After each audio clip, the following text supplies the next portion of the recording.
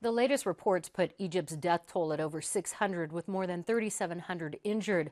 And while the president canceled next month's planned joint training exercise with the Egyptian military, Egypt still receives military aid from the U.S.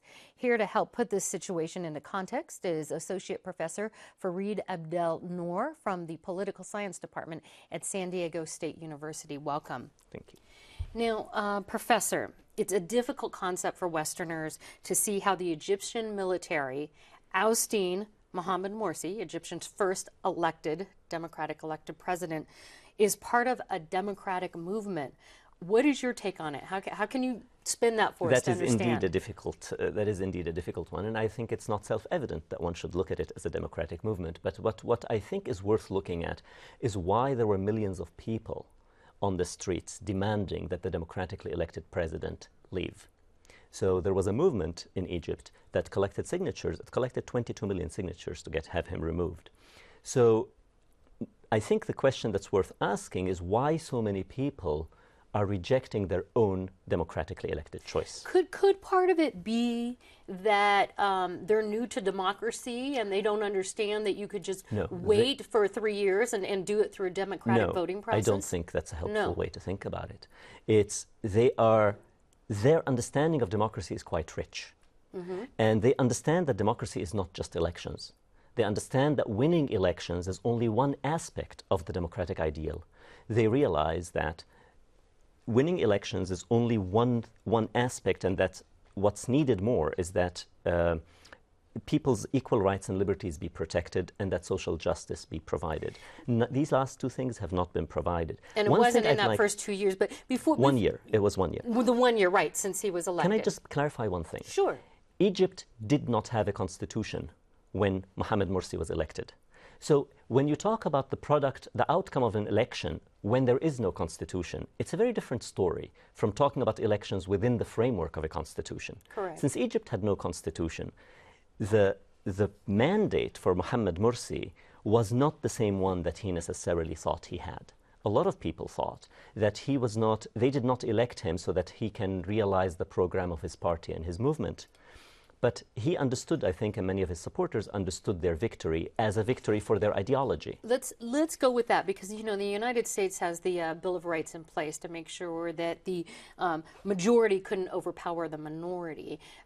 Do you think a Bill of Rights could take place now that the military is in charge? Can that go forward for Egypt? I don't know, but the demand for a constitution that safeguards basic rights and liberties has been present among Egyptians for a long time, and they were making that demand in November and December when the constitutional draft was being written.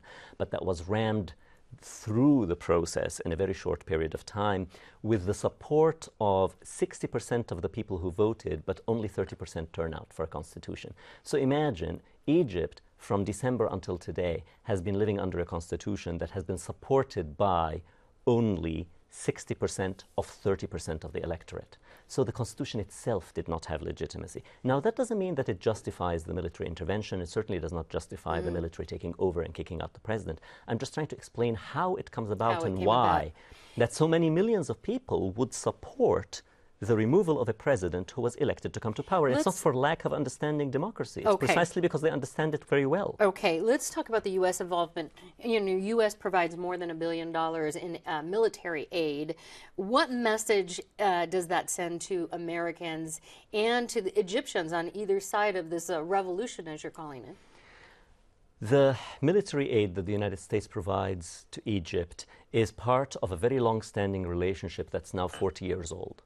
The military connection between Egypt and the United States is the one constant thing that has made the United States government very reassured, no matter which government comes to power, the relationship with Egypt is secure.